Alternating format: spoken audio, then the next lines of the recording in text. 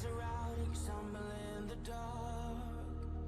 You kept pushing on, but then you went too far. When your ship has sailed and all your dreams are lost, everything is wrong, you feel like it's your fault. Just remember, I will be there for you, baby. Remember, there's nothing out there to get you, don't forget it. When life throws lemons, just remember. Just remember. Just remember.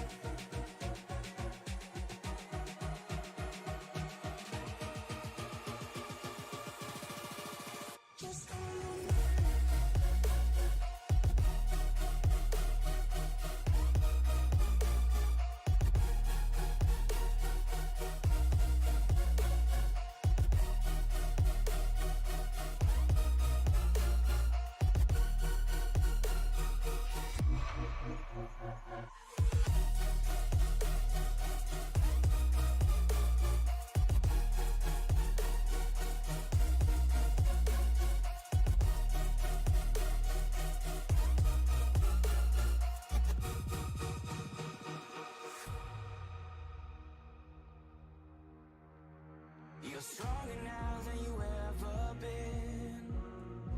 You gotta leave now, it's time to catch the wind. You will climb up high and look through the clouds, and when you're feeling low, I know you'll bounce back. Oh, and just remember, I will be there for you, baby. Remember, there's nothing out there to get you, don't forget it. When life throws lemons, just remember. Just remember. Just remember.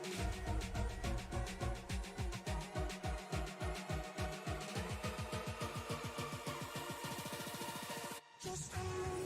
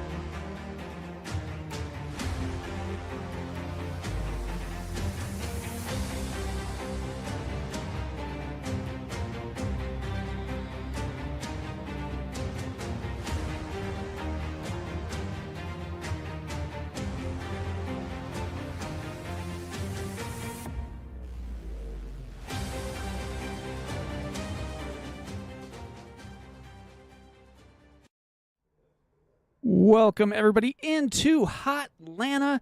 Not the Atlanta you're used to, as we have turned back the clock back to the old Atlanta where the racing was less than super speedway-ish, as these guys get ready to take on Atlanta for 163 laps tonight in the 49 Floral 251.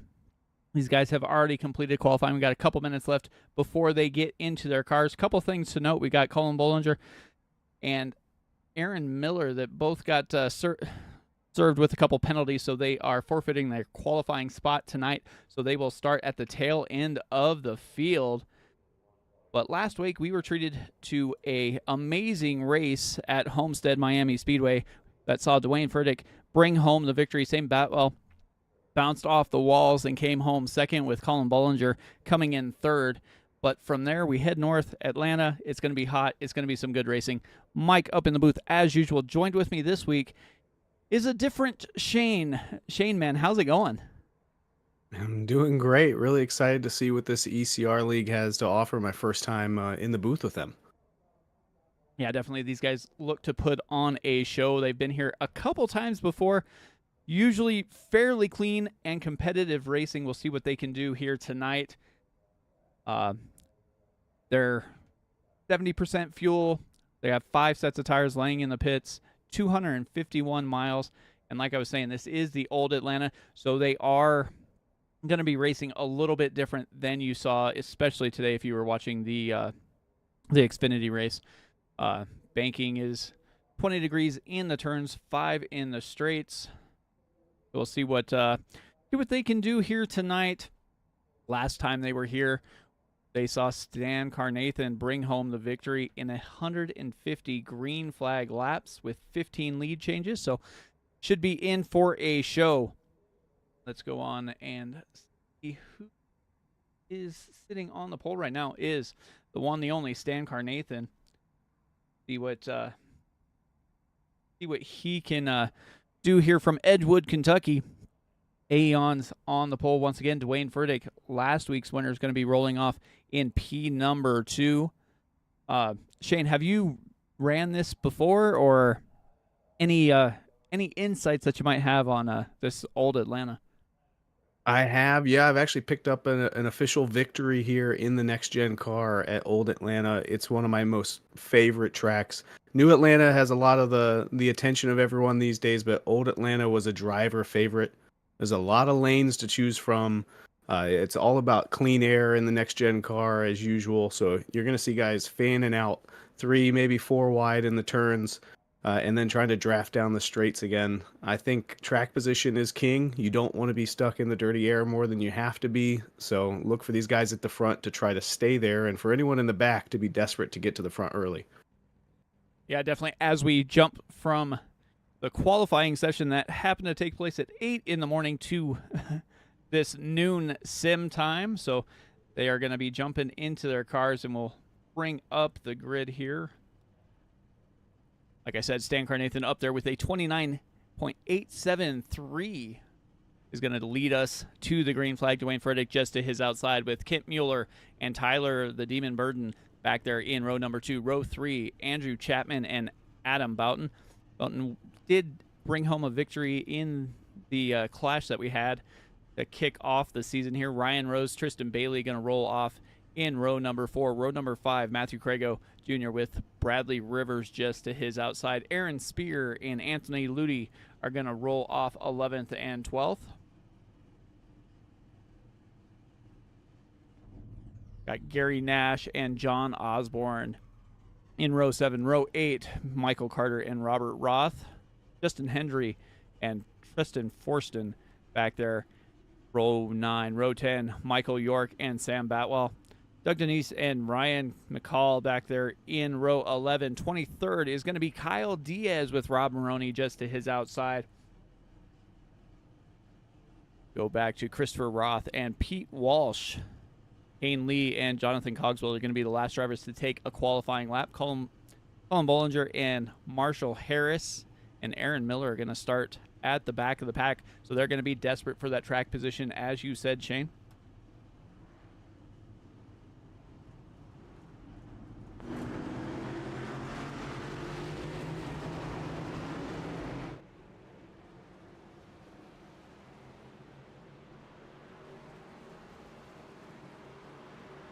They are rolling. Stan Carnathan's going to lead them on down to the green flag. A lot of beautiful paint schemes out there today. Yeah, definitely paid homage to a lot of their sponsors. The Rapid Fire Pizza machines are out there. At least this week they're a little different. I know a couple weeks ago they were fairly similar and kind of gave me a little bit of trouble here up in the booth, just catching them out of the corner of my eye when they were making some moves here.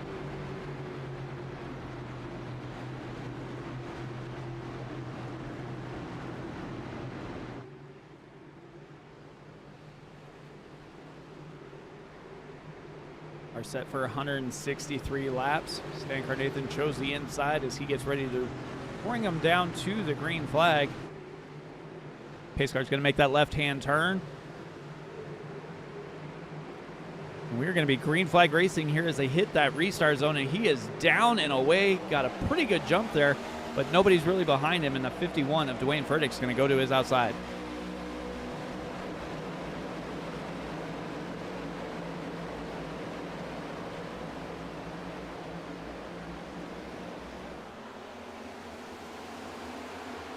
As you said, they were thinking about fanning out there, especially towards the back of the pack here. Up front, they almost single filed out for quite a bit, but here we go, 3-4 wide in the middle.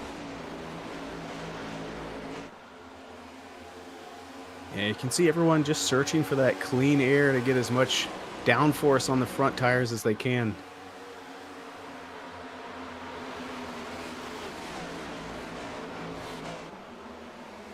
And these restarts are really important, especially if you want to try and take advantage of the track position as quick as you can before they kind of get strung out a little bit here. As you see the 58 of Ryan Rose go from the top side right down in front of Andrew Chapman.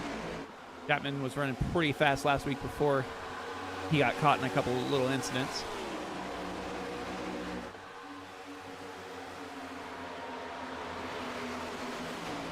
Looks like Burden was able to get by Furtick and is up into P2 here.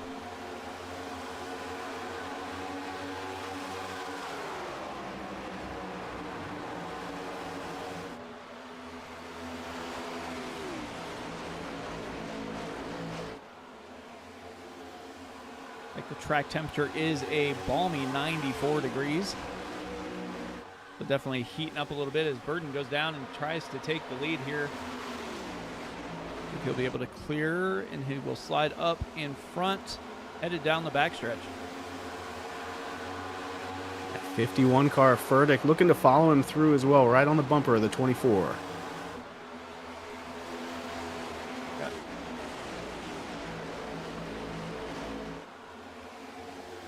Little incidents further back as they are fanning out, using all of the track, trying to see where they're going to make up some time here.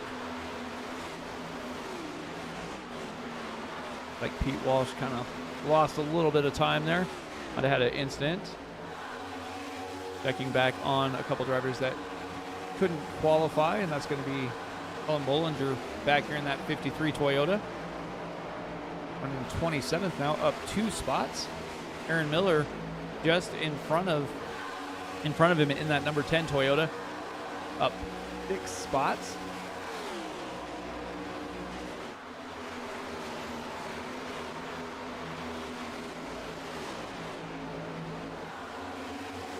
Ooh, one car getting tight, but he was able to keep it off the Breyers ice cream car on the outside. Yeah, that's going to be one thing to pay attention to, too, as those tires start to wear. How loose or how tight somebody gets, especially driving through the corners. This old Atlanta surface is more abrasive than the new one, so tires are going to be key, especially since you have 5 sets laying in the pits. It's all going to be a matter of when you want to come get them and who's going to have the fresher tires at the end of this race.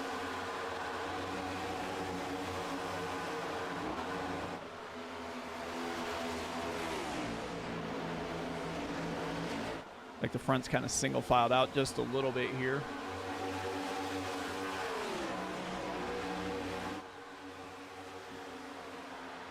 Yeah, when it comes to tires for a long race like this, typically I try to stretch them out early in the race so I can keep some in my back pocket for a late restart.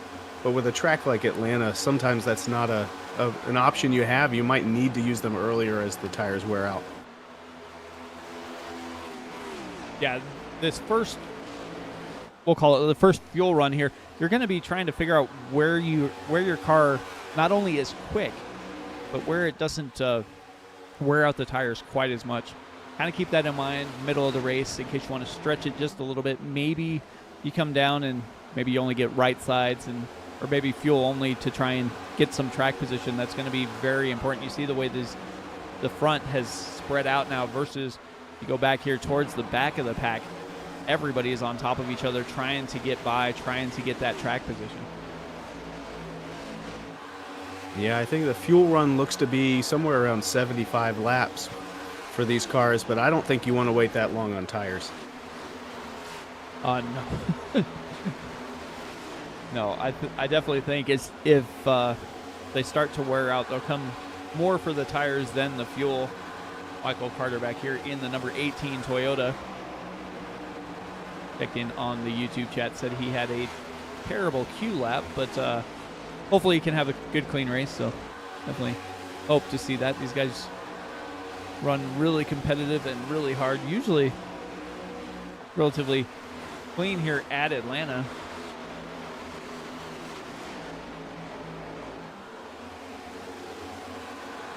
While staying down off of the wall.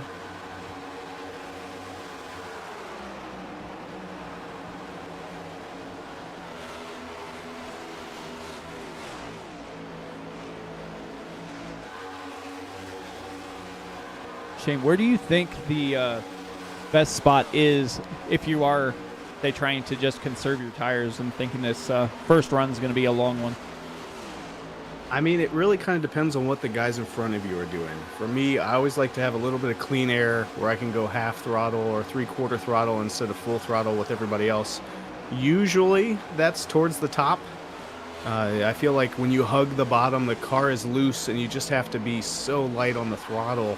You don't really have an opportunity to save fuel or save tires while you're down there. You're just trying to keep it from spinning out.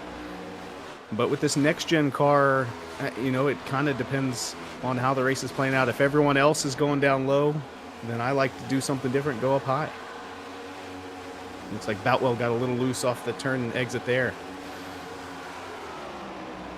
Well, that's the other thing about racing in most tracks is, especially when you're back in the pack, you either can try and basically take the race to the guy in front of you, or just kind of, go along, just kind of stay in line, and then when they make a mistake, you take advantage of it and try and just keep your race car clean. Especially the way this race is playing out right now, where it's starting to spread out just a little bit. As we look up through the field a little ways, Ryan Rose in that 58 machine has clean air all around him, really.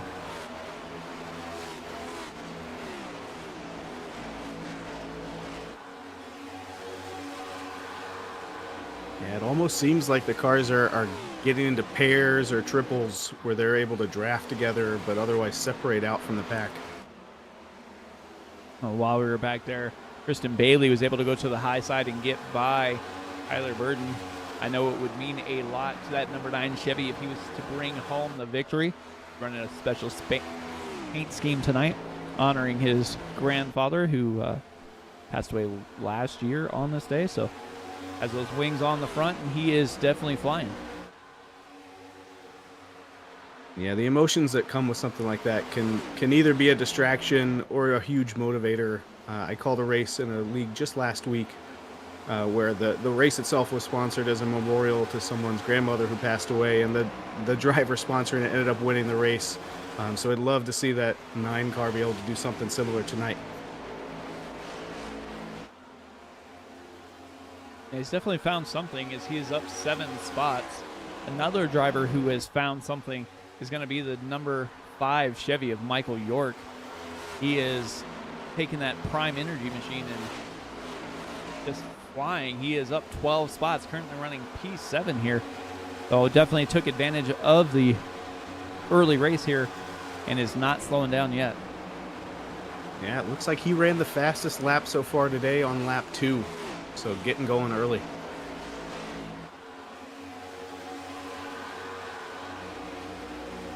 Well, that's the other thing with Atlanta, or with the old Atlanta anyway.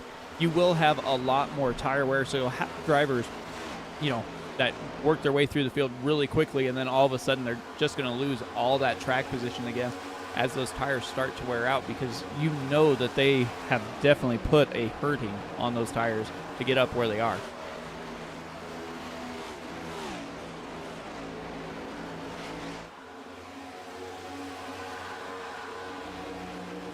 Back through the field, looks like number 10 Toyota of Aaron Miller is up inside the top 20, running P20 right now, up 11 spots after not being able to qualify tonight. This is the only race where he will not be able to qualify. Last week, we had him on the, I believe he was on the pole and had a little incident. Wound up finding himself down a couple laps early in the race.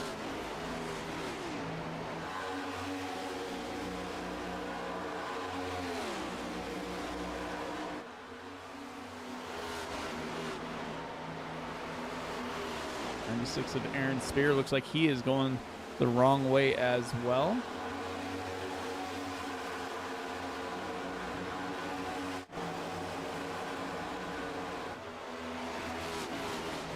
Up here running P5. Looks like he might just be kind of just cruising, maybe saving tires. Yeah, at this point in the run, that's a valuable strategy. You want to see how long you can make these tires last and see if everybody else is using them up.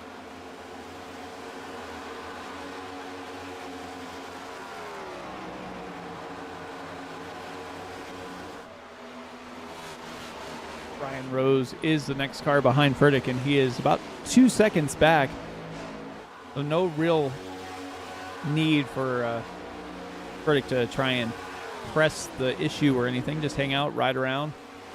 Maybe save some tires. Maybe you make it a little bit longer and you can take advantage and get some of that track position back if the leaders start to fall back to you as well.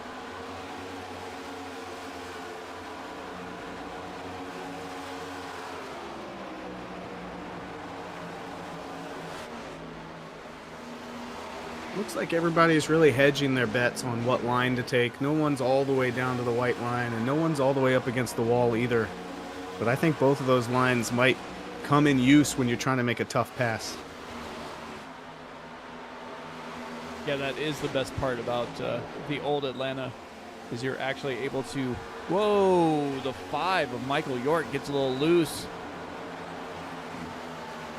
Like Pete Walsh had the incident behind him, but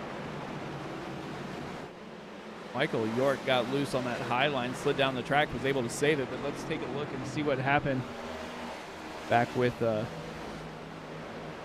Pete Walsh here. He is slow to move. Let's go back, take a look.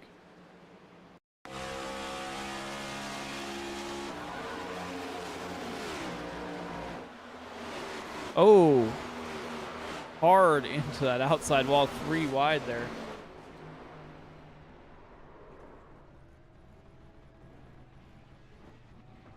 Yeah, I couldn't quite tell from that angle. It might have been that those guys went 3 wide, and when they passed the middle car, they both thought, you know, hey, I'm clear, I can get to the middle. Oh no, some wall contact by the 74. Kicked him down the track. Yeah, not sure exactly what happened to the 1. We'll take another look here from the eye in the sky. See the 1 just slow down. Roth goes down to the bottom. Oh, it looks like Walsh just was trying to stay off of the 1 and just wound up bouncing off that wall. But we got wholesale pit stops happening. As you said, tires are the most important thing you can get. So, yeah, that's going to be our first rapid fire pizza yellow flag of the night. And again, I mentioned the fuel window is about 75 laps or so, so technically you could make it on one more stop, but I don't think that's really in question right now. Like we've been talking about tires all night. That's where you really want to find your value here and make moves. Yeah, you definitely don't want to try and make 75 laps on a set of tires, I don't believe. Race off of pit lane was won by Tristan Bailey. Stain Carnathan was able to get a couple spots back. Adam Boughton also up there. Tyler Burton lost a couple as he was running P2, came out of the pits running P4. Yeah, looks like everybody took 4 tires and fuel. Pete Walsh, Christopher Roth are going to be staying on pit lane, trying to get some of that damage repaired. They don't have a fast repair, but it looks like they are able to get the damage repaired. Not enough to put it on the hauler quite yet. Yeah, I think Roth got the worst of it. Looks like he even had a meatball flag there where the 74 was able to just make some repairs and get back out on the lead lap. Yeah, just enough time to get back out on the lead lap. So yeah, Roth is still in there. Looks like gonna have a few minutes left to get repaired. Field coming down the backstretch. Tristan Bailey down on the bottom side.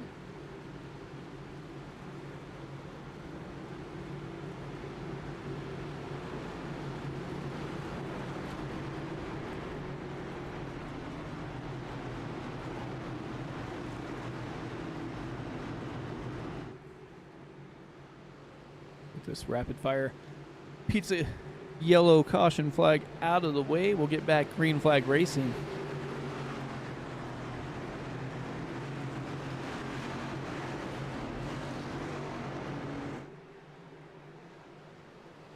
Pace car is in. Bailey with the button as they head to the restart zone, and he is down and away.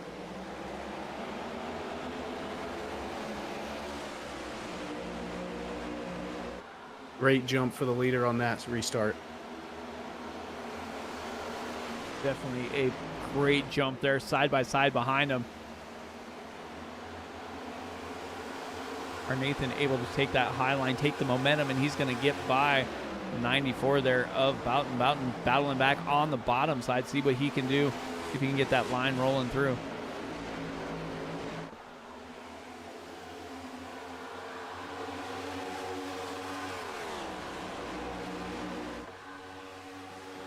Our Nathan able to get by. Chapman, Burton, Rose. Rose was quick. He just didn't have the track position early. He's got the track position now. We'll see if he's going to be able to make some passes here. He gets by Furtick on the low side.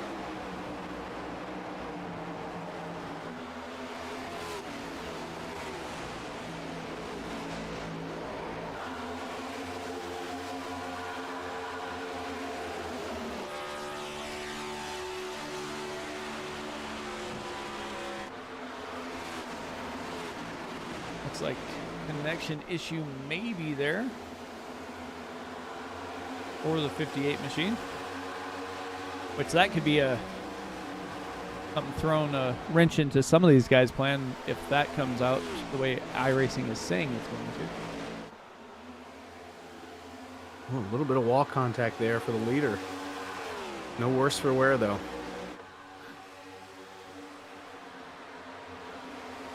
Staying up in that high line. Our Nathan running on the bottom. Slides back up, clear out to the wall.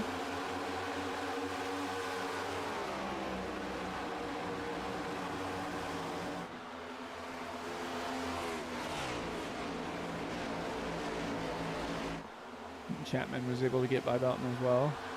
Tyler Burden is not making any ground at the moment. Currently running P5. Aaron Spear up 5 spots. Michael York to the high side, going to try and get that number 5 Chevy moving more towards the front end. We saw how many spots he made in the first stint. We'll see what happens here on the second one.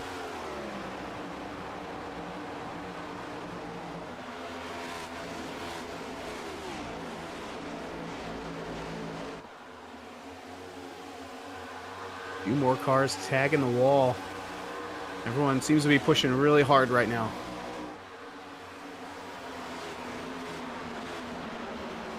Well, they got those 4 fresh tires. They're going to try and make it work while they have them, because later in the run, I think everybody kind of slowed down just a little bit behind them.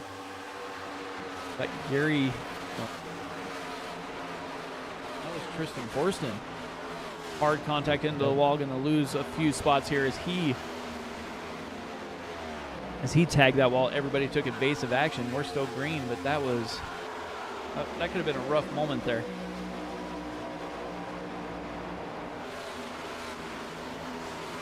Yeah, well, one of the challenges of this track is that the banking gives you so much security in the turn, but these backstretch and front stretch areas have almost no banking at all, so you almost have to treat it differently than how the car handles in the turns. We see people as they come out of that transition just tagging the wall. And even that last caution was really people not realizing how tight their car would be coming through this quad oval in the front. Yeah, because you go from basically 24 degrees in the corners to 5 or a little less, and you can just see how right where that, let's call it the safer barrier, stops. That's where almost everybody winds up hitting, is right there, because the car just wants to go that direction when you're coming off these high banks.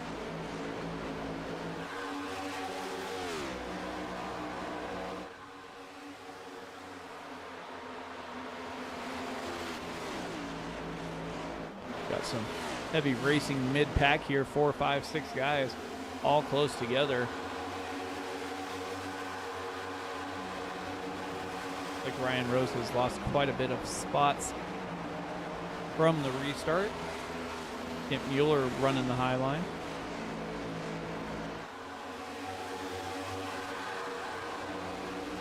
Oh, car in the grass while they were 3 wide. That was a nice save. I would say Justin Hendry saw they were 3 wide. Looks like he almost made a left-hand turn just to stay out of the way.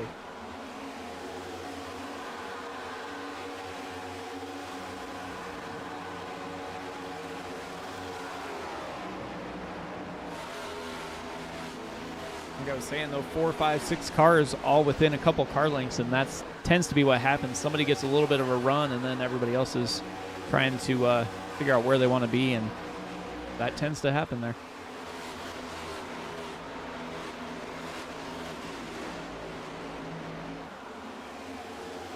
Well, the drivers at the tail of this little group here, Colin Bollinger and Aaron Miller, both trying to make some ground up here, as they had to forego their qualifying spot, but they're up 14 positions apiece.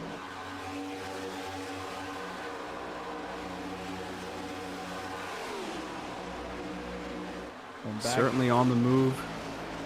And we mentioned the 5 car of Michael York is up 14 positions, but also the 48 Chevy Kane Lee up 19 spots right now. Kane Lee and that Stanley 48 Chevy is definitely on the move. Plenty of positions right there in front of him for the taking. Yeah, sometimes it's almost better to be that last car in line. You kind of see what everybody's doing, and you can kind of judge where you want to be or who you want to follow.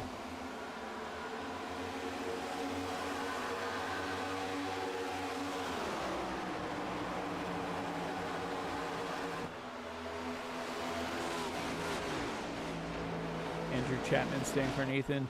Back a couple spots. 94 Toyota of Adam Boughton up into P2.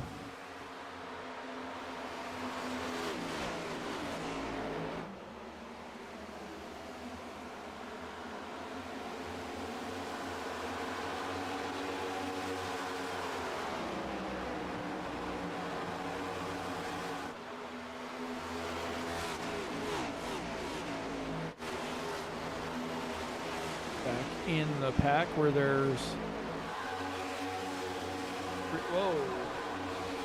51 again, taking the scenic route, gonna mow that yard. Ooh. Not sure what Hendry was doing there, but he's back on track now. Yeah, a really great job of rejoining safely. You can see the dirt and debris flying off the tires. He was straddling the apron there. That can be really tricky when your tires are dirty and you don't have both sets of tires up on the banking. Yeah, that that is definitely not something you want to see if you're driving through that quad oval and you see a guy headed through the grass. You do not want to see him to keep his foot in it, because you know what's coming once you exit there.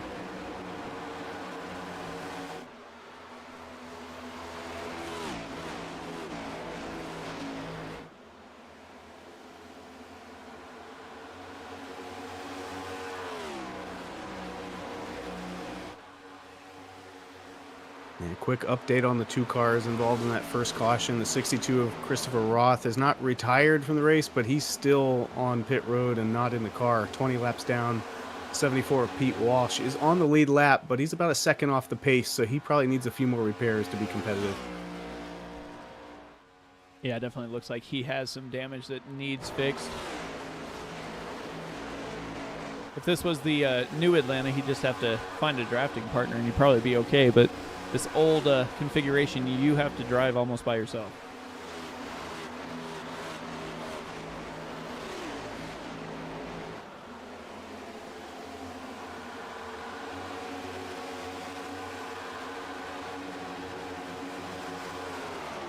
Michael Carter and Sam Boutwell battling side by side for a little bit here.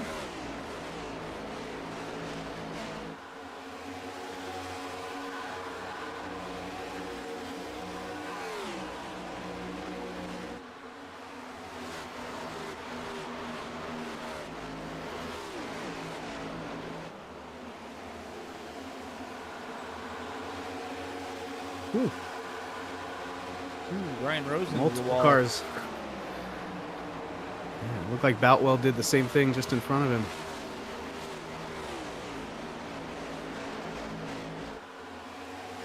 Going through down to the inside, going to try and cut that quad oval a little bit.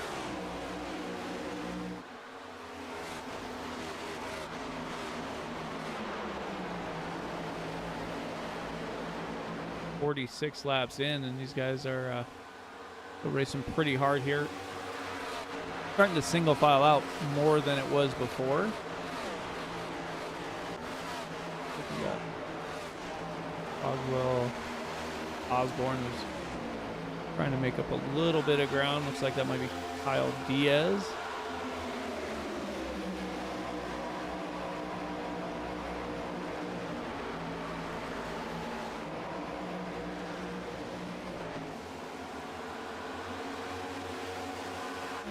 But up front, it's been all Tristan Bailey.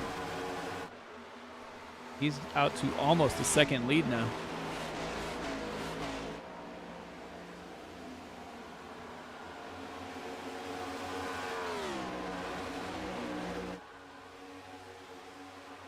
As we come around for lap 48, the earlier caution was around lap 23-24, so this is going to be the longest run on tires so far tonight.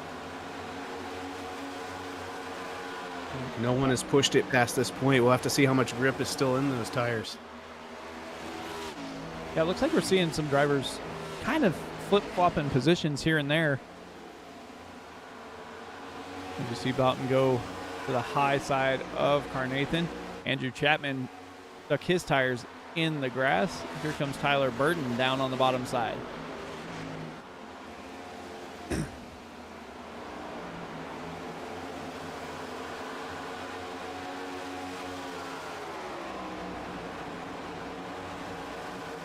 Yeah, this is just good old-fashioned racing, 2x2, do-si-do with your partner, doing everything you can to get in front of him and clear him.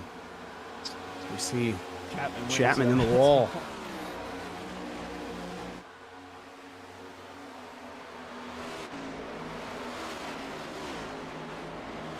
And that's the other thing here. If you get on the throttle at the wrong time, especially once your tires start to wear, you're going to hit that outside wall.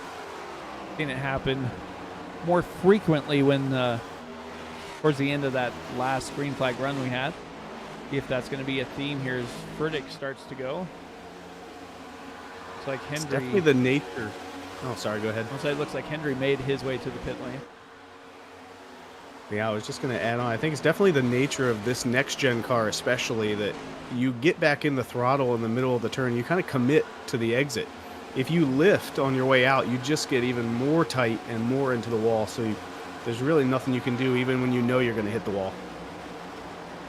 Yeah, definitely. It seems like it just almost sets sail, and that's where it's going to go no matter what you do. Ooh, Ryan Rose got a little sideways there. Winds up touching the grass.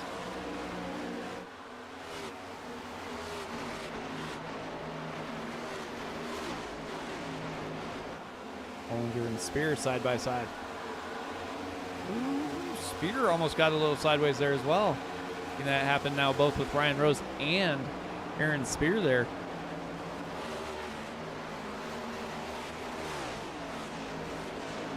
And Bollinger marching to the front, now up 20 positions from the start of the race. It definitely has found something in that 53 Dr. Pepper Toyota.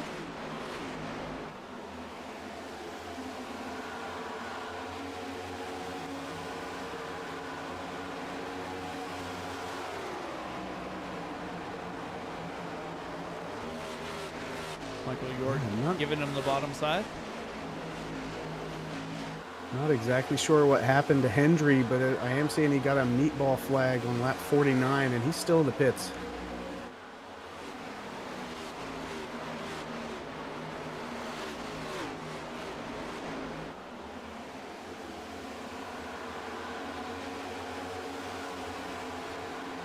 Like Tristan Forston went off track a little bit there. Probably through the quad oval. Yeah, Aaron Spear tagging that outside wall again.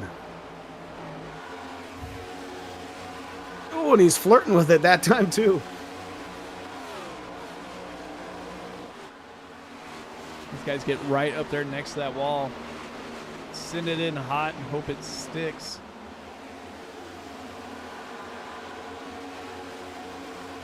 Just barely enough to clear that safer barrier there as he slides down the backstretch.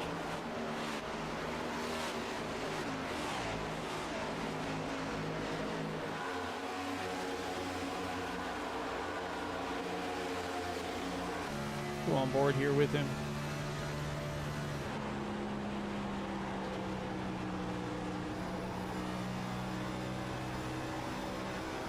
They find through the middle, and then here he goes almost right to the outside, gets right on the rear bumper there of Bradley Rivers.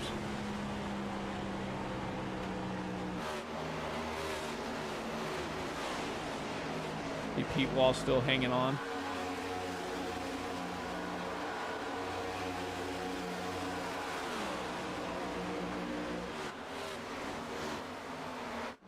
Back up front, though, we got Tristan Bailey, Dan Carnathan, Tyler Burton, Wayne Furtick, and Adam Boughton.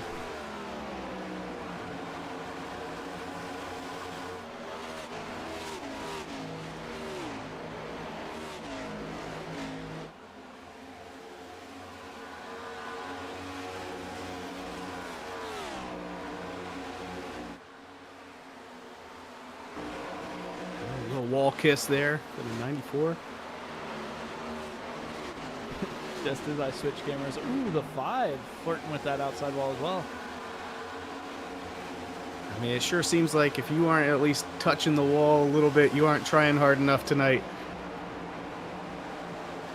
Yeah, it definitely seems like that outside line is almost the fastest way around the track.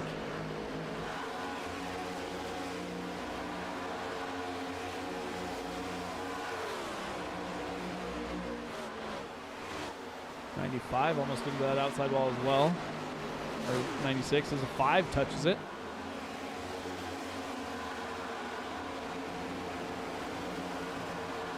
Ooh, Goodrich car. 59 of Robert Ross tagged that wall as well. It seemed like just as we were getting all spaced out with plenty of space, they were all right back together, 2 and 3 wide, door to door.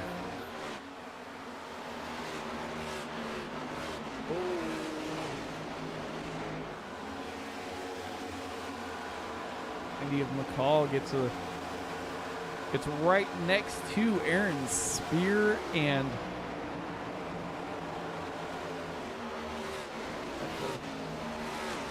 Aaron Spear and Ryan McCall there.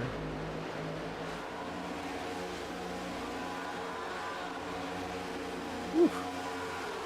Man, it makes me nervous every time I see the grass fly up on that front stretch. Yeah, they're going to have to pave that little section they keep running over. Oh, he's just barely cleared. Bold moves. John Osborne barely gets clear slide all the way up the track. These guys are 3 and 4 wide, battling here. just inside the top 10, or just outside the top 10.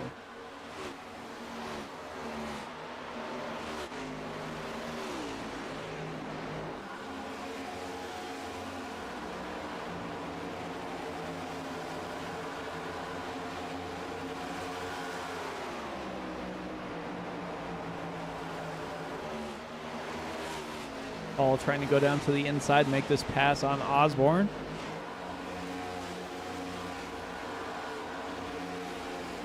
Can't quite get enough speed there, so he's going to have his hands full with the 95 of Anthony Ludi.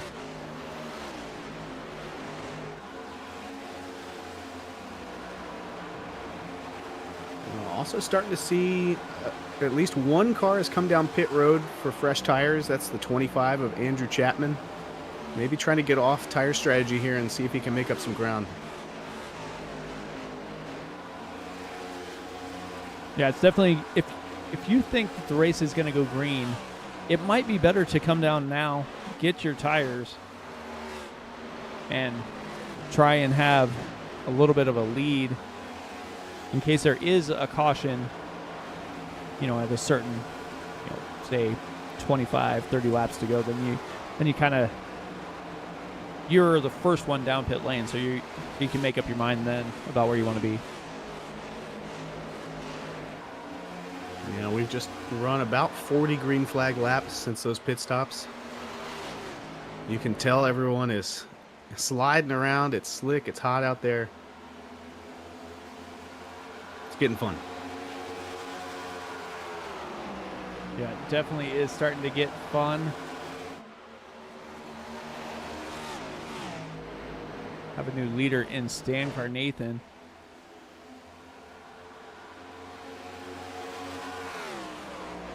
Take a quick look back here, see how he got the lead. What happens to the 9? That lead was pretty big. Oh, just made a right-hand turn. Looked like he might have gotten a little loose and had to save it. Couldn't quite tell there. You say that lead was pretty big. Had to have been a little issue there to cause the 9 to lose that set of wings he had. And as you mentioned earlier, Carnathan won the last race here, ECR at this track. He might be leveraging some of that experience from that caution-free race that he won.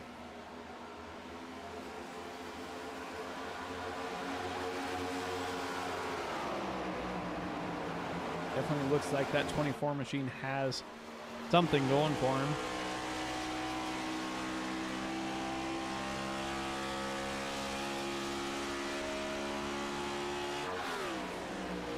A couple drivers key up on the radio that they're going to be coming down, so we'll see who else is going to be making their way down. We are within 100 laps of the finish here. Burton's going to go to the high side, going to get by Bailey for second.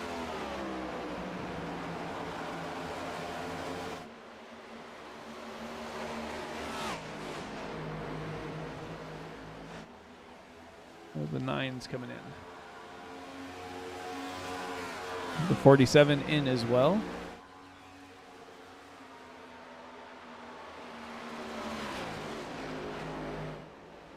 Someone who's just been lurking there in the top 5 all night is 51 car of Dwayne Furtick. Last week's winner, he has not led any laps, I don't believe, but he's been right there in the frame with the leader pretty much the whole race.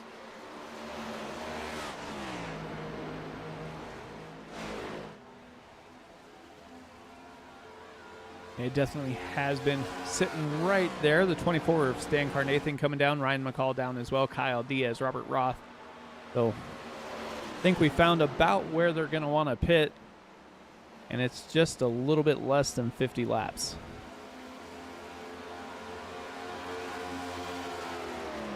Yeah, I think most of these folks probably got there by just dividing this up into 3 stints.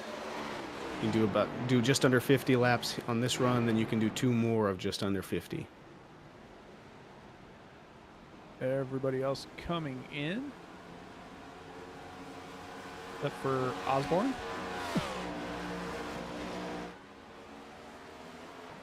Yeah, Mike, where do you usually land on pit stops like this? Do you like to be the first one in? You like to be the last one, or somewhere in the middle?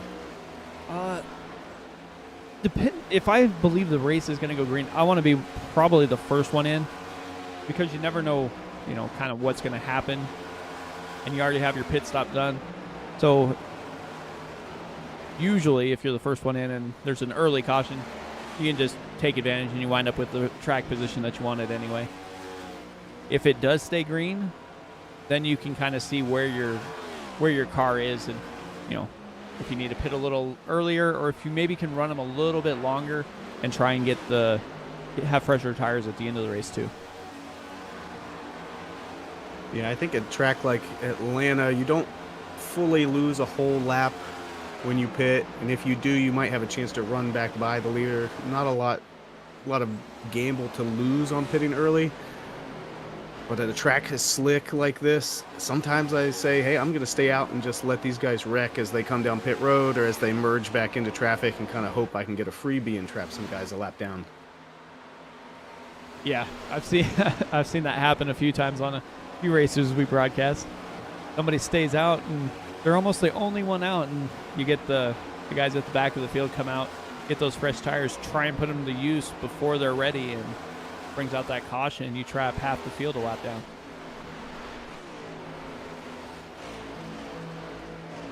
Yep, Mueller coming in, and Andrew Chapman cycles to the lead. Yeah, so he's been out there 11 laps on fresh tires. He used the Mike strategy to take the lead.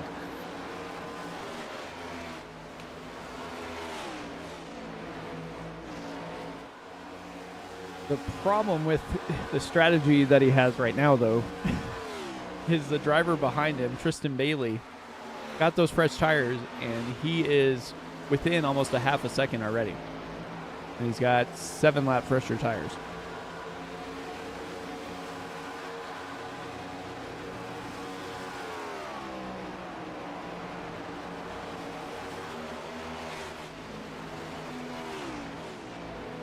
I think he's just got to be careful not to overcook it, trying to keep up with these guys on fresher tires.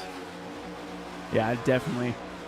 But with the pit stops gone and cycled through, we're going to step aside. You won't miss anything. We'll go side by side, and we'll be back right after this.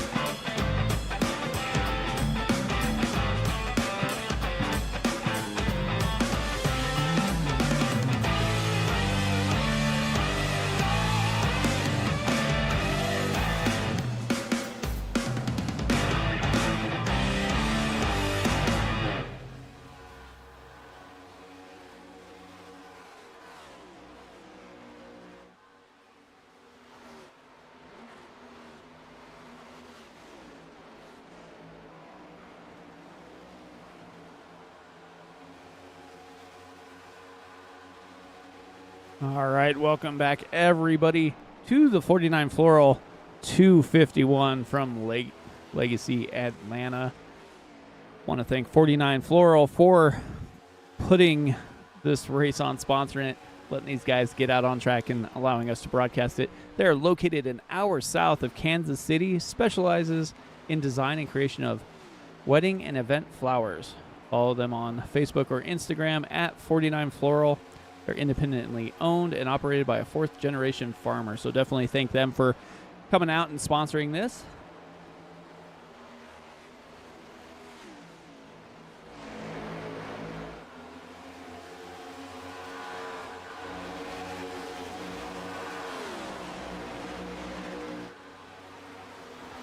Didn't miss anything while we were away.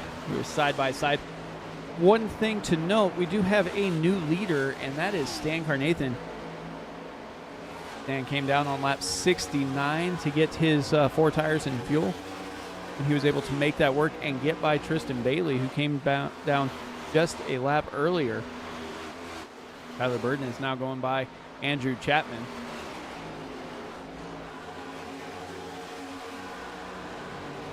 Chapman was able to match lap times for a while there with the folks on fresher tires, but now we see him drifting back. He's just hoping he doesn't drift too far. Yeah, that is the problem with coming down early. Is if you don't have that caution or the strategy, it's just not going to work very well. And he's still running P4, about where he was when he came down pit lane the first time. So see what he can do if he can get this going back in the right direction.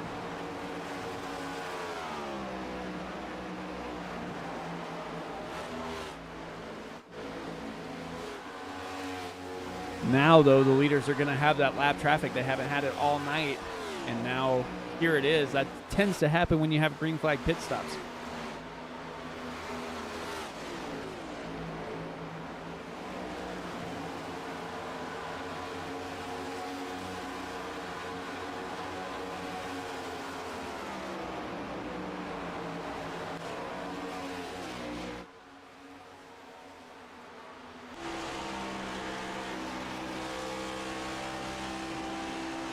On board with Doug Denise here as he's making his way down the backstretch.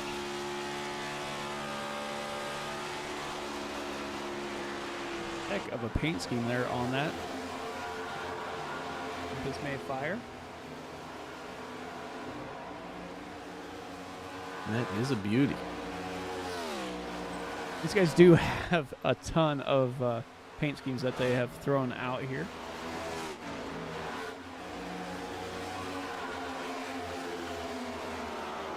Memorial 1 on the 9 of Tristan Bailey.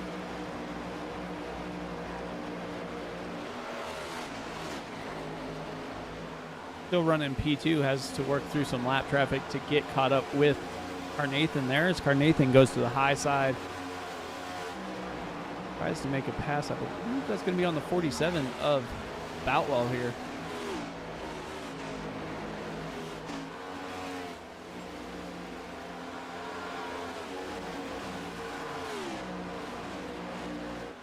Oh, slow car, and they avoid him right in front of the leader.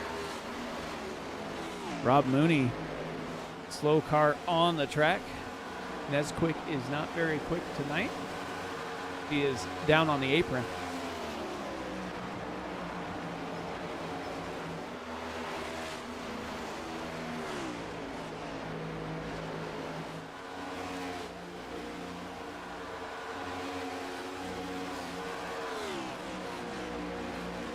But now that you know what your tires are good for here, I'm thinking you stay out as long as possible.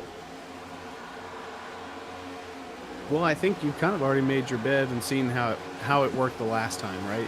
Like we mentioned, they did just under 50 laps. You could do the same thing again. That means you're doing just one more stop. But if you're further back in the field, you're probably thinking, what can I do that's different that'll give me a shot to get back up into the top 5?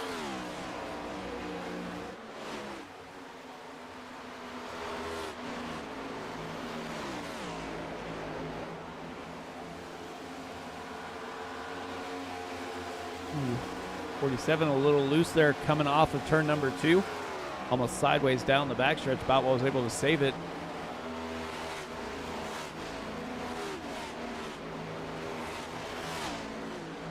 I was just noticing Michael York, someone we were paying a lot of attention to earlier based on how many people he had passed. He's now 2 laps down. I think he might have had an issue at the exit of pit road and might have gotten a little sideways and lost some time. Yeah, he definitely, like he came down on lap 73 and spent 28 seconds in his pit box. So maybe a speeding penalty there for that number 5 machine is going to slow him down quite a bit there. Burden almost touched that outside wall.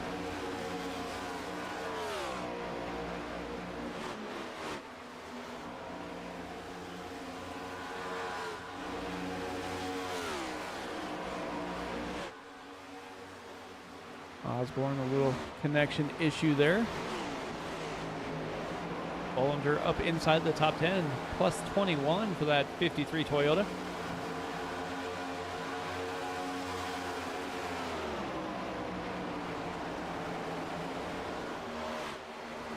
Bradley Rivers trying to thread the needle as he goes from the high side to the low side. Slides in front of Adam Boughton. Yeah, Boughton trying to make it 3 wide, but that 15, Bradley Rivers just blocking him lap after lap. Nowhere to go.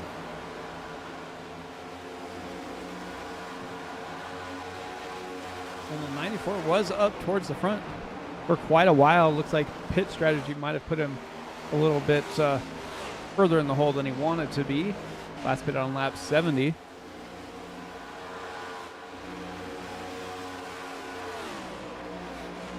A little loose there coming through the quad oval.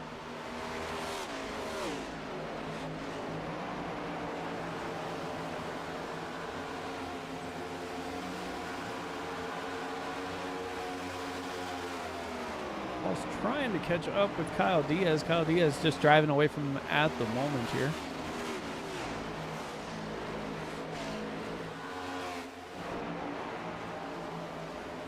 Aaron Miller up 13 spots for P18.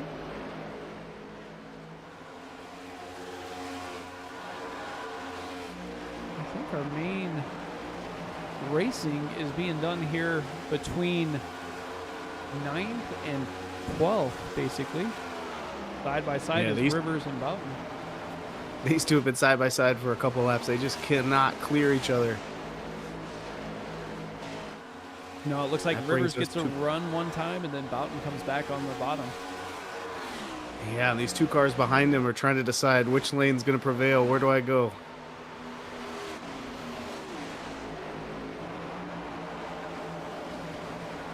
And 94 finally gets in front. Files out. 18 there of Michael Carter might have got a little loose, almost into that outside wall as well.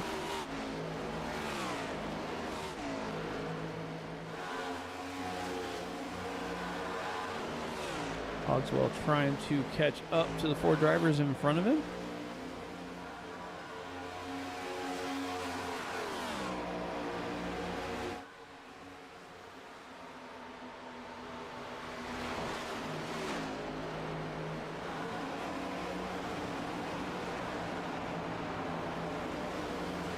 Julian Roth going back and forth. Not Roth, that must be a lap car.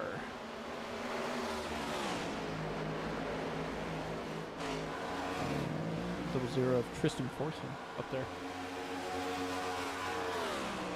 We're back towards the front though. These guys are starting to get a little bit closer together here.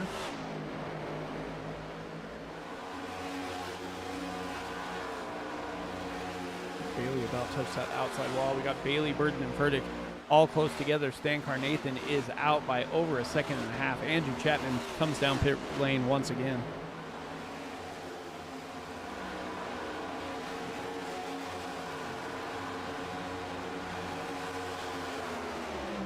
Furtick running that low line, trying to make some time here.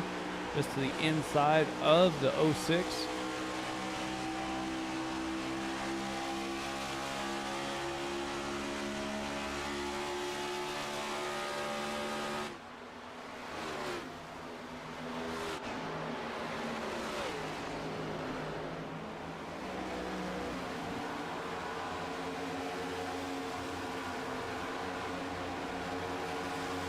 Get single file once again. I just feel like that 51 car continues to lurk right there in that 4th place position. Gotta wonder if he's saving a little something for the end.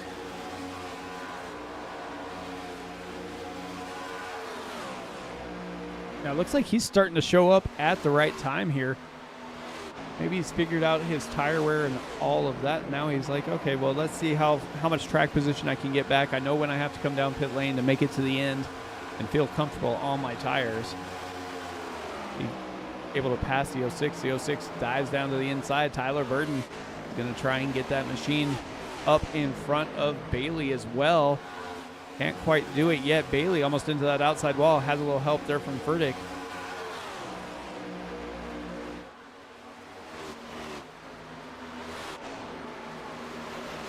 Yeah, this is just tight, slick racing. These three are just trading positions back and forth. 9 in the wall. Everybody pushing so hard.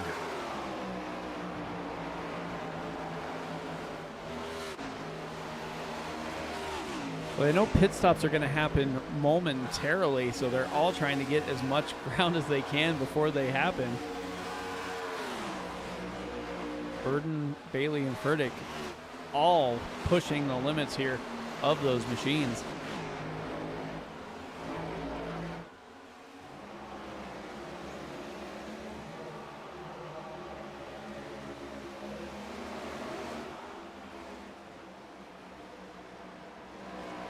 Ooh, 06 into the wall. Well, the 51 to try and get side by side here.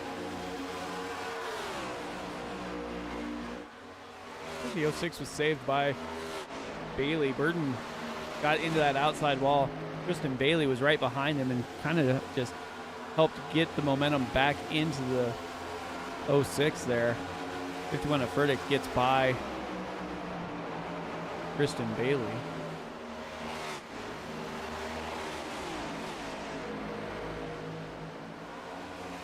And if you're Stan Carnathan, you are loving what you're seeing in your rearview mirror here. Yeah, he's up there all alone, clean air, no pressure, no one forcing him up into the fence like these three are doing. He's on cruise control. You guys are not giving an inch here. Looks like Burden got a little loose there. Bailey's got loose a few times and tapped that outside wall. He has lost some momentum here as now he is half second back from this battle for second place here. Furtick was down to the inside, going to try and clear him as they come through the quad oval. Will do just that. Burden still stays on that high line, though.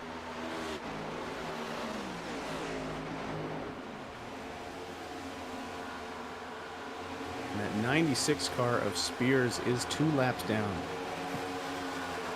But he'd love to get around these guys, too, and try to get his lap back from the leader. He's not going to let him go. He is racing for all he can to try and get at least one of those lap back. It looks like he pitted just 3 laps ago, so he does have fresher tires, and you can see those just carry him away. Let's check in on another driver who came down pretty early, and that's going to be Andrew Chapman. He came down on lap 101. He's currently running 21st, so he's going to have to work his way through the field. He's still a lap down as well.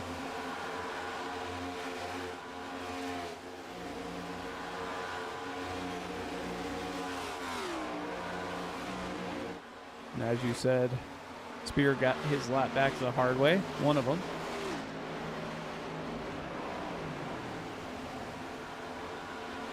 Well, yeah, there he goes.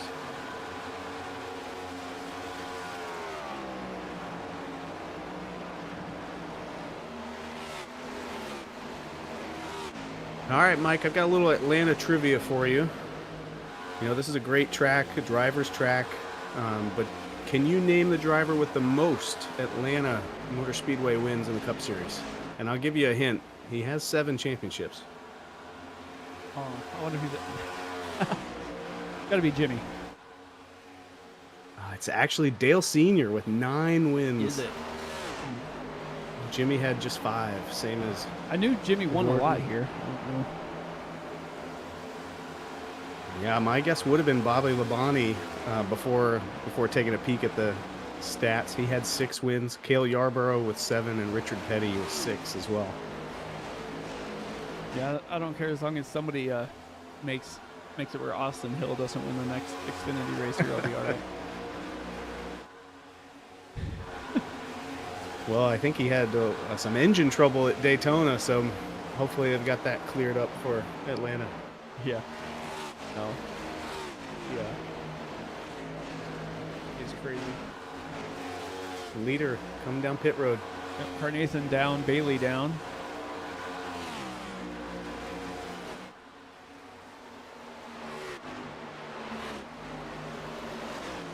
Just a little sooner than I would have expected. That stint, he ran 43 laps. It's going to take him 50 to get to the end.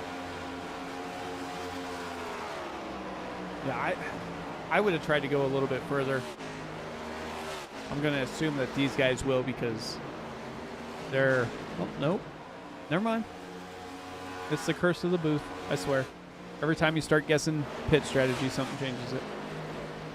Yeah, I think with a long green flag race like this, it starts to feel almost like a Formula One race where you get worried about someone undercutting you and getting that fresh tire advantage early. You don't want to give them too many laps different if you can afford it.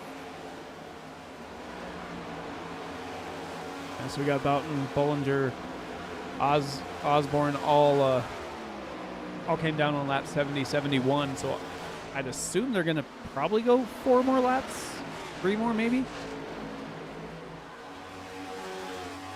At least that would be what I would try and do. Try and spread it out just a little bit or just enough where you kind of feel comfortable. Everybody else made their pit stop, and if they're going to have an incident, it'll be there. And still feel comfortable for having enough fuel for the green-white checker and the tires for green-white checker.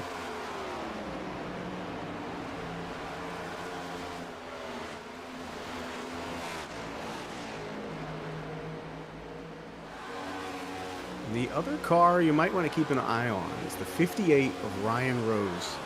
He pitted much earlier than our leaders did, but in doing so, he can make it to the end here on fuel. And he might be saving tires, taking it easy, seeing if he could stretch it all the way to the end. He's the furthest car in the standings that is on a different strategy than the leaders were. Coming in 10 laps earlier. Yeah, the problem he's going to have is looking in his rearview mirror. And if he takes a gander, he's got Stan Carnathan flying up behind him.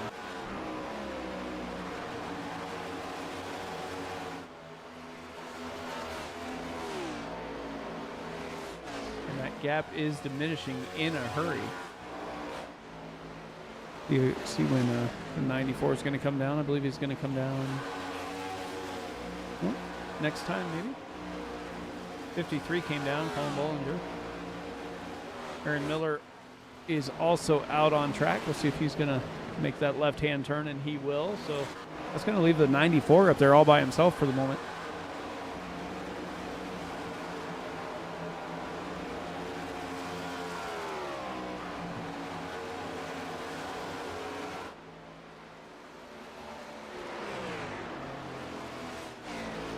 Looks like he's coming this time.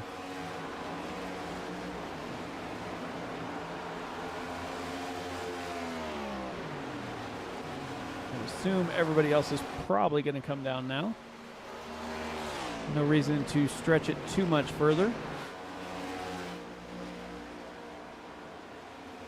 40 comes down. Ooh, somebody was a little sideways on pit entry, but he got it collected back up. Sideways.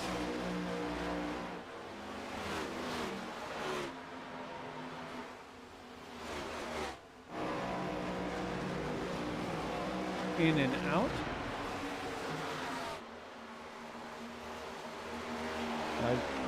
So there's 2 left that have not pitted yet. And they should be...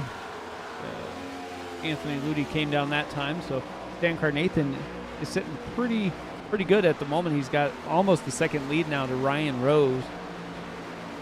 And almost a 4-second lead back to Dwayne Furtick. So his pit strategy has been on point tonight.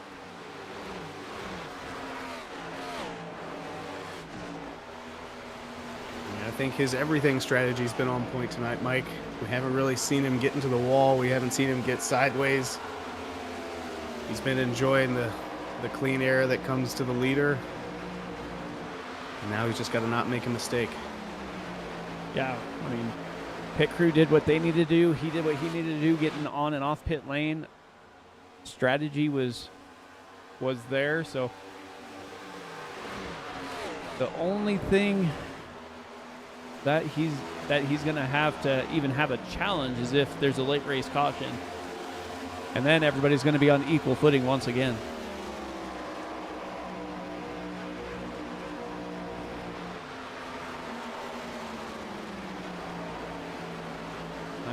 Trying to stay on the lead lap.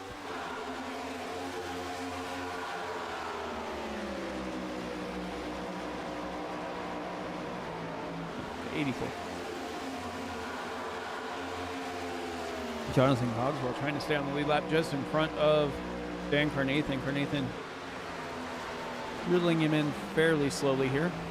Going to go down to the inside, try and make that pass. The Stan keeps hitting these lap cars at almost the perfect time to just make a nice, easy move around them. Yeah, and after putting the 84 down, is now only half the field remains on the lead lap, 15 out of our 30 starters.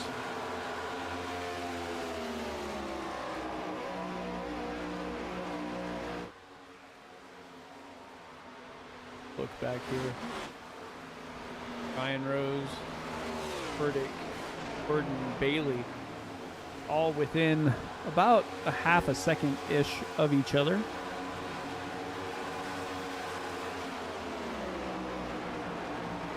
Aaron Miller trying to get a lap back.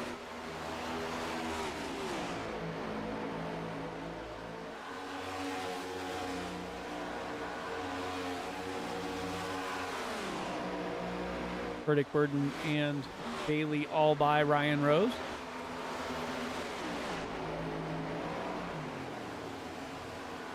Ooh, Burton hollered into that outside wall.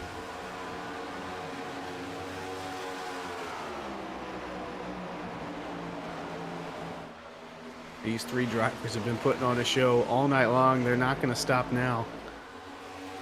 No, they keep passing each other, going back and forth, swapping positions like crazy, trying to see who can knock down the wall outside of turn number 2.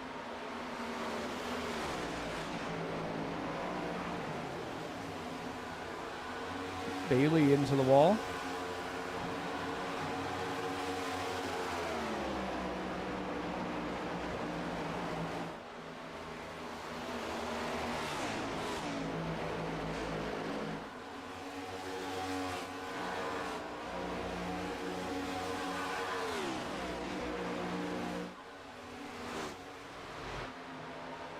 Pete Walsh going to wind up slowing down Bailey just a little bit there.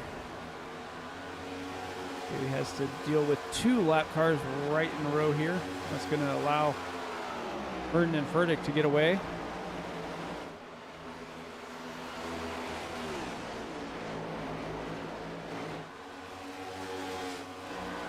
$14 drivers on the lead lap.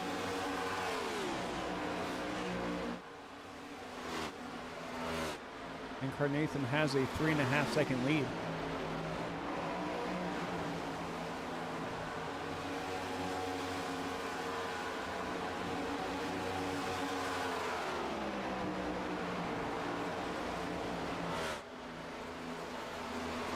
We've just seen the patience of the 51 pay off. As like I said, he was lurking there, really not doing anything too aggressive, jumping on opportunities, and now he's riding in P2.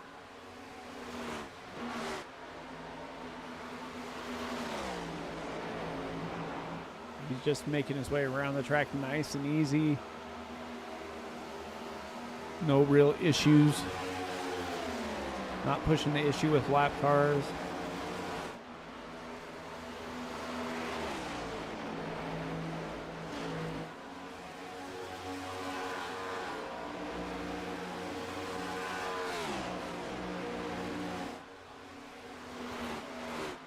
Ooh, Miller got a little tight there, slid up the track.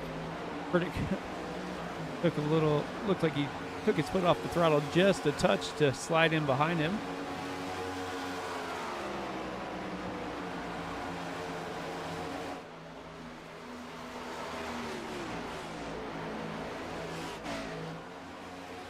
Yeah, as we get into the meat of the season for ECR, this is where the patient, smart driving really pays off.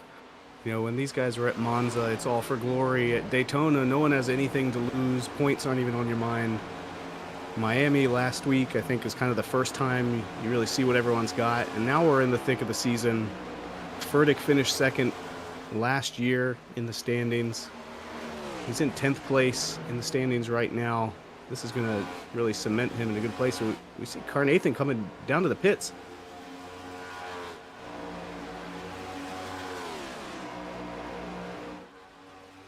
I'm not sure why. Must be short on fuel because Tristan Bailey came down as well. Interesting.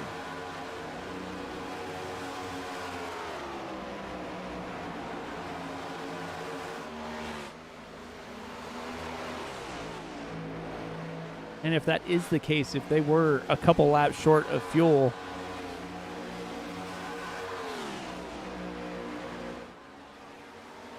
maybe it's going to fall to Furtick here.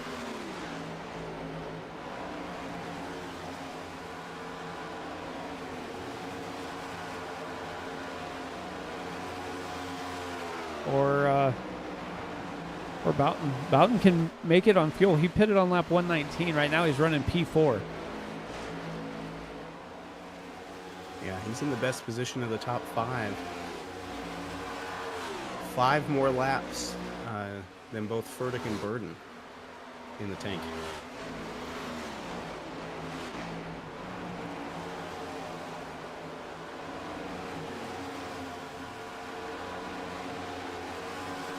Yeah, I must have had my fuel calculations goofed up if that's the case. I was expecting these guys to be able to run a lot longer on fuel.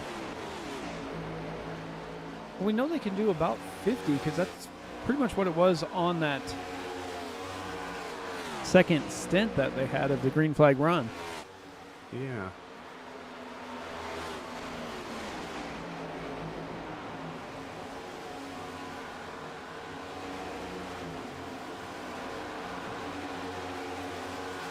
But if that is the case, if they only can do 50 laps, Furtick and Burden are right on the number.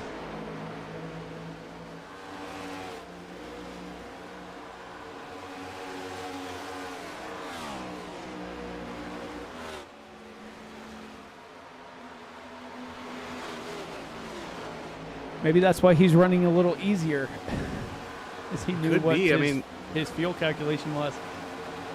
And they're right on top of each other, just a half second between those two. So, you know, if you had a bigger lead, you could really pad your fuel numbers and take it easy. But that's not a luxury they have being so close. McCall, 13 seconds behind both of them in third. So both of them could afford to save a little bit, but they don't want to let the other one run away.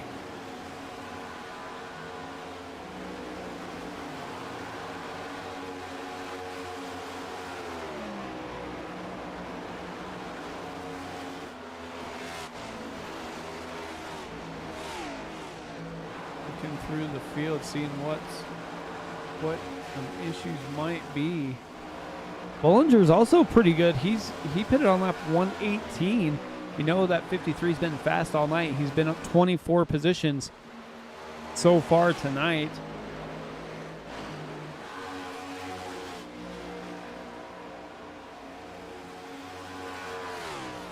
Looking at the 24 Chevy of Stan Carnathan, seeing what he can do here. He is right now almost 30 seconds back of the leader.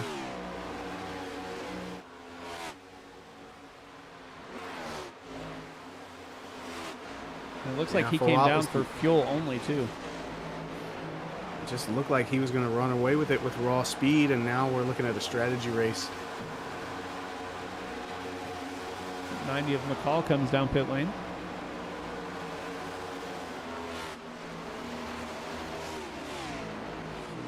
He was only 2 laps less fuel than our 2 leaders. So they better be saving if they think they can make it. Yeah, 23 laps to go.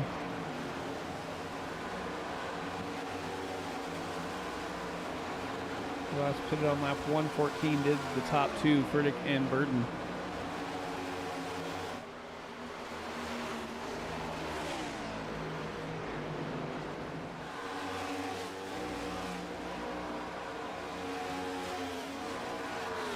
Oh, Burton's coming down.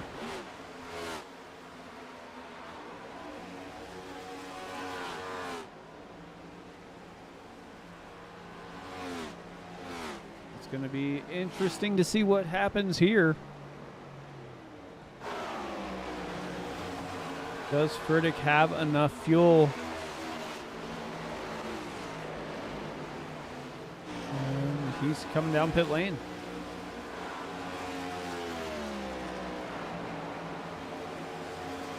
Yeah, if everyone's just doing fuel, there shouldn't be a huge advantage to pitting earlier rather than later. I'd be really curious to see where these guys come out with the 24.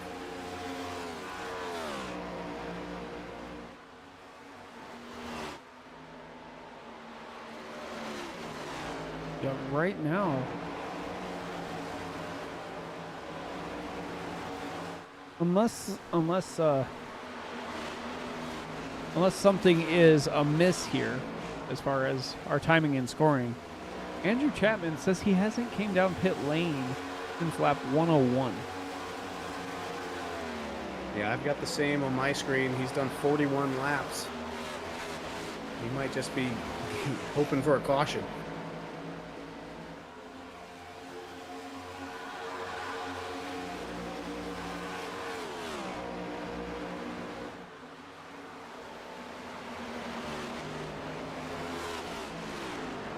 Oh, we have a penalty on one of our race leaders who came down on lap 141. Tyler Burton got a speeding penalty, had a hold on pit lane, spent 50 seconds in his box. So that is going to be the end of his race as far as that goes. Andrew Chapman coming down. Yeah, that's just heartbreaking. You've been running up front all night. You look like you're on the right strategy, and then have something happen like that. Nobody wants their race to end like that.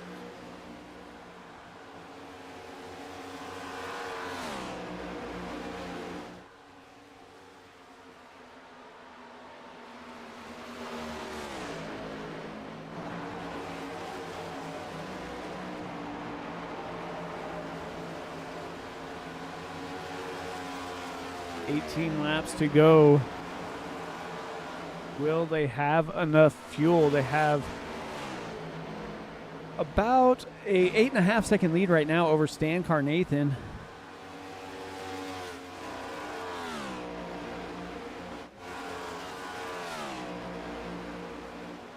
Going to be close here to see if Boughton and Bollinger are going to be able to have enough fuel to make it to the end of the race, or if Stan Carnathan, with hitting on lap 32, is able to use his tires and make up that ground. That lead is dwindling. It's down now inside of 8 seconds.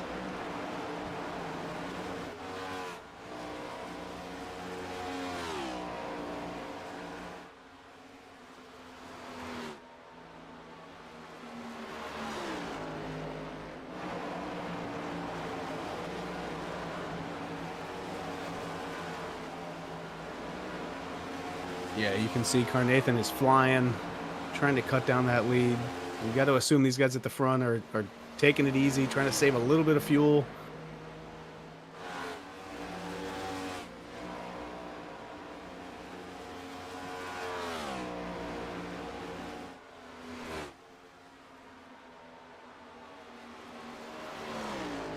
I mean, Boughton does have a pretty big lead over Bollinger here, 2.5 seconds.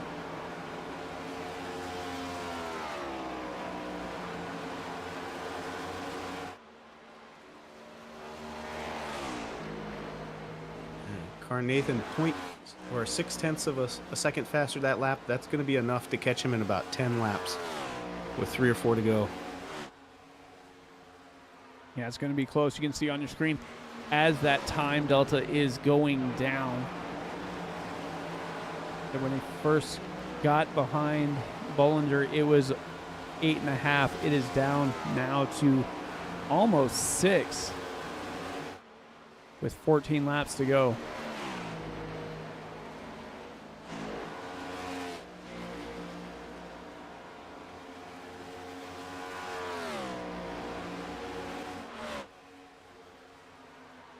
I did not expect us to have a fuel strategy race here tonight, but that is exactly what we have at the moment.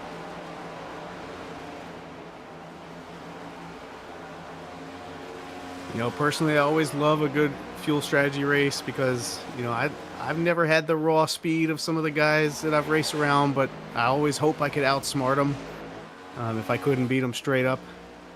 And this is a perfect example. One guy trying to think it out a little bit better. Another guy with raw speed trying to track him down. I mean, this is what we race for. Two guys pushing as hard as they can without running out of fuel. Yeah, Bollinger is closing in on Boughton.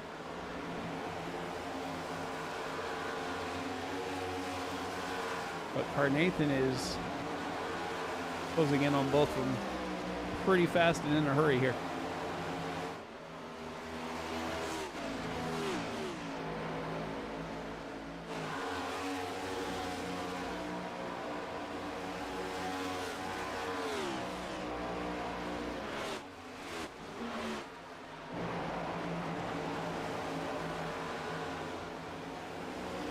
All the more impressive that the 53 did it starting in the rear. Not able to qualify because of a penalty.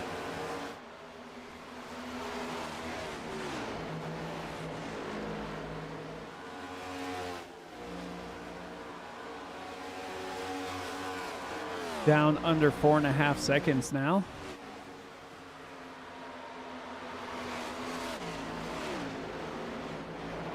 Like Tristan Bailey and Dwayne Furtick are going to finish inside the top 5 if it stays the way it is. Going to be close, though, for the podium here.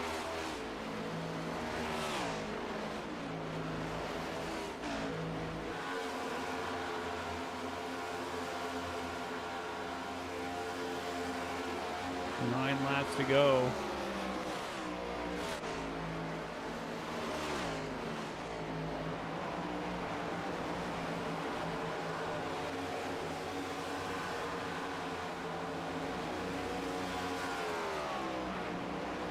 I know he's pretty far back, but the 51 of Furtick is running the fastest laps on the track, almost a second faster than Carnathan, so he might be in the picture, at least in frame, before this thing is over. Yeah, he doesn't have to worry about tires. He came down on lap 142, only going to have, less than 30 laps on his tires at the end of the race, so definitely trying to make his way up inside that top 3, get a podium finish here, as he is battling Tristan Bailey. Bailey back to 5th.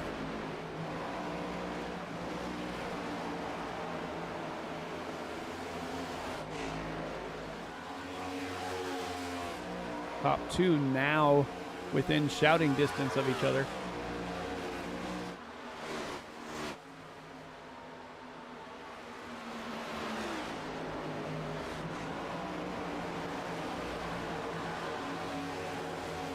I feel like the 53 looks like he can be a little more aggressive. The 94 saving a little more than he is.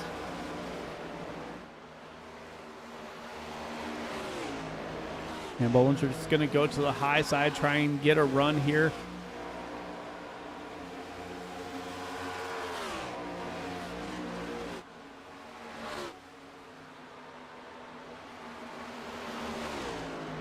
Going to wind up clearing him as they come down the backstretch. Boughton trying to hang on here, going to slide up behind.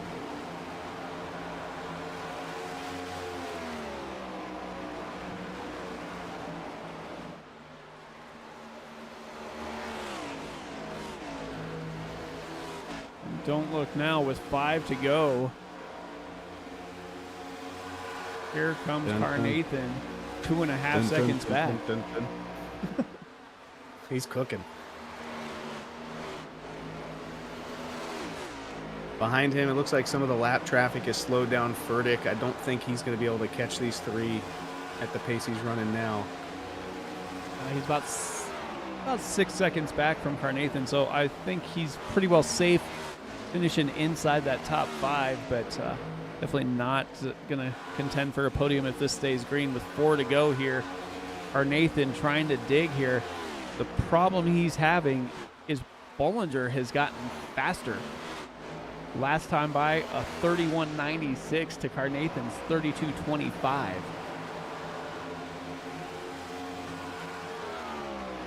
Yeah, the 24 just might have used up all his stuff trying to catch him. I feel like the 53 was kind of sitting on a little speed, saving fuel, and he must have hit the number he was looking for in his calculator, and now he is going. Yeah, 3 to go. Bollinger, Boughton, Carnathan.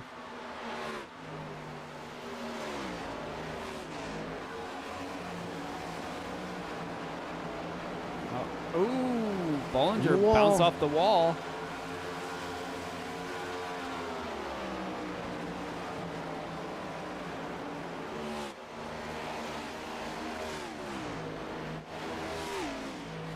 Still pulling away from second and third. I don't think Carnathan is going to catch Boughton here. 2 to go. Popsicle sticks in the air.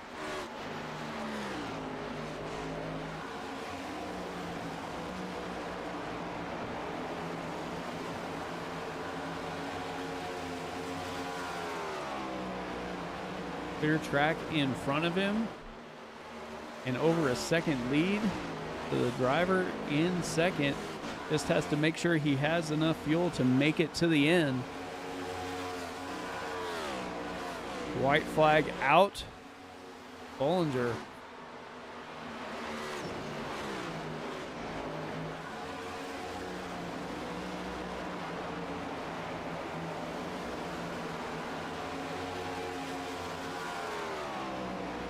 Bollinger through 3 and 4 for the final time tonight.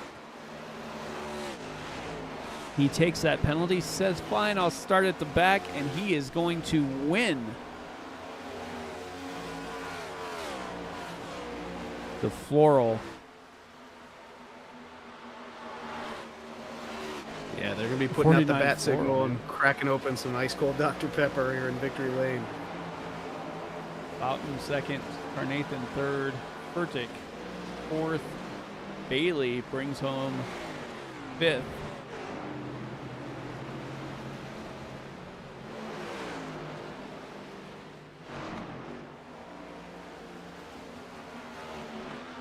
What a race.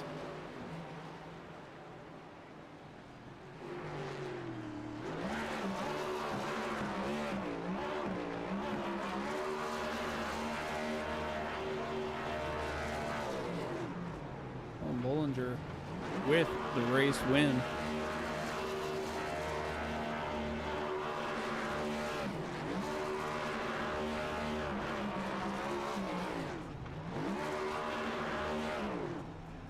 When it comes to doing donuts, what do you like, Mike? Do you like perfect circles? Do you like the people who do the Polish victory lap going the wrong way? Do you like the kind of getting sideways and putting a drift streak in a straight line? What's your preference? I think I like the circles.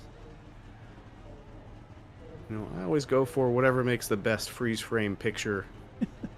And looks like Bollinger's going for that, where you get right up against the fence and park it. All right, let's see if we can get some drivers up here.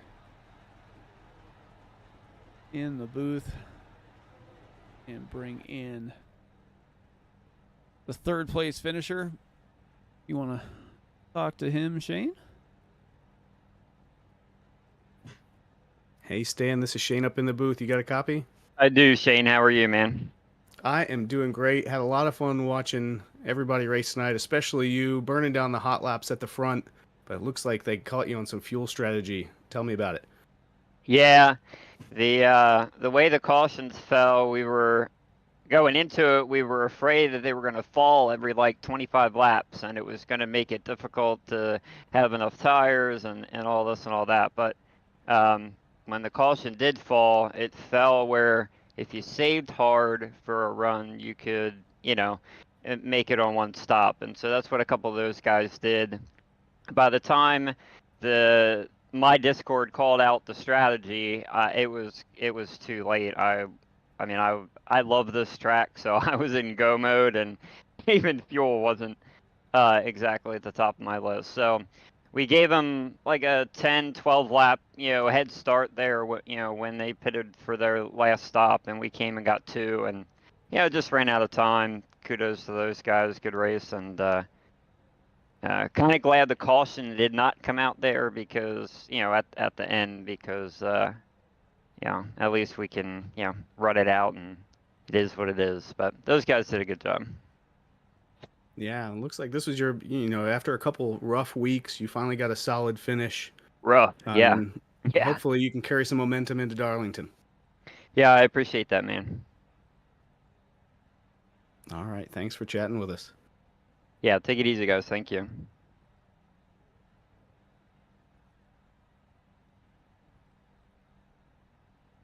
All right, let's see if we can get second place down here in the booth.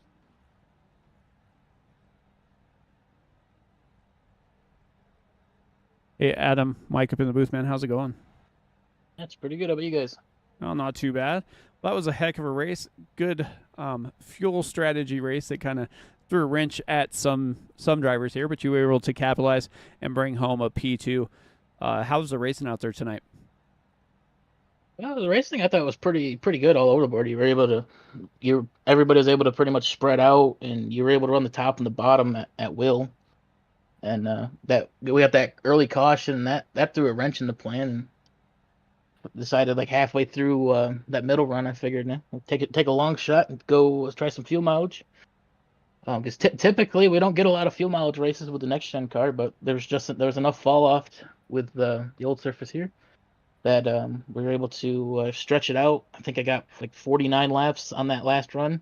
That was pretty good to the end there, so I was able to push it, but I ended up pushing it a little too hard, burnt the right front off of it a little too much, and Colin was able to get around me with a few laps to go. And but I'll take a P2 after the start of the season. I think this is the first race since the clash I actually got to finish, so I'm excited. Yeah, definitely started on the pole. Didn't get. No, I did not start. I didn't start on the pole. I started like mid not 6 or not something tonight, like but last week didn't you start on the pole? Yeah. Yeah. Last week started on the pole, didn't finish the way you wanted, but this week started mid pack, able to work your way through it, up 4 spots here, and bring home a P2. Anybody want to thank before we get you out of here tonight, Adam?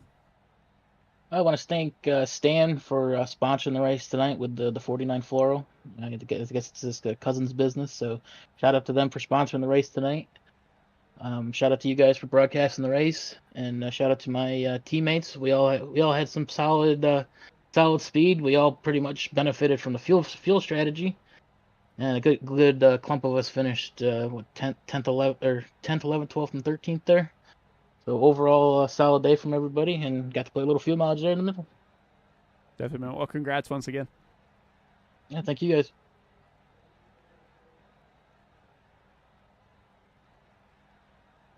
All right. I will let you talk to our race winner. Hey, Colin, this is Shane in the booth. You got a copy? Oh, yes, sir. How about that? Coming all the way from just about in the back, surprising us there at the end on some fuel strategy. Tell me what it took to get the win. I mean, honestly, we just had to stay with the plan. I mean, I think when we got in the pit road there, I sped after gaining about maybe 7 or 8 spots in the first run, and my spotter told me where the fuel was at, and he just he kept me in line. There were sometimes I really wanted to push in those 3 runs there, but he told me to just keep at it and keep saving. And well, I mean, he knows something because we ended up in victory lane. So Yes, sir. With this victory, you're going to be maybe leading the points. If not leading, you're going to be looking really good for the season. How do you feel about next week coming into Darlington? well, I mean, I feel good. Darlington's a good track for me, I think, and I mean, we still got a long season, so leading the points now, or if we are, that's great. But at the end of the day, I mean, it really doesn't matter until really to the end. As long as we make the playoffs, it's great. And then if we're holding the championship at the end of the season, so it was a good run tonight, and I think we've had good runs all year to start. But just gotta keep after it and keep consistent. Yeah, congratulations again. Anybody you want to thank for the victory tonight? Oh yeah, just my spotter. He helped me out a lot. Sean Walton, Team Delusional, Daniel Smith for making the paint that I ran again here tonight, and just all the guys back that I raced with. Yeah, I'm a little critical on burnouts a little bit. I was just chatting with Mike. I like the balance of circles, lines, and then you got to stop somewhere for a good picture. I think you did a great job there pulling up under the flag stand for the screenshot. Congrats again on the victory tonight. Thank you. Well, that was a heck of a race tonight. Go ahead and bring up the final results here. Tom Wallinger, Adam Boughton, Stan Carnathan make up the podium here. Wayne Furtick, Tristan Bailey, a little short on fuel, wind up inside the top 5. Don Osborne, Ryan Rose, Aaron Miller, Ryan McCall, Kent Mueller make up the top 10. Michael Carter, Anthony Ludi, Doug Denise, Jonathan Cogswell, and Robert Roth round out the top 15.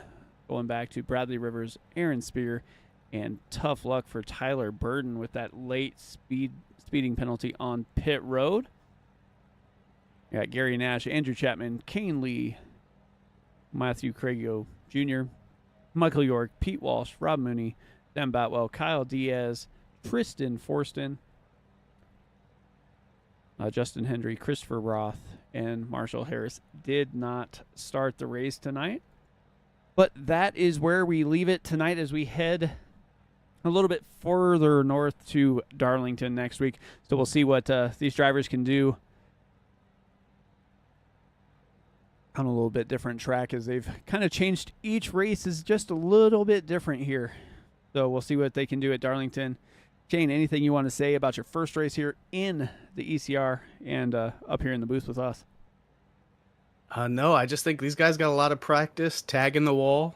So next week at the Lady in Black, I think they're going to know exactly what to do. Definitely, man.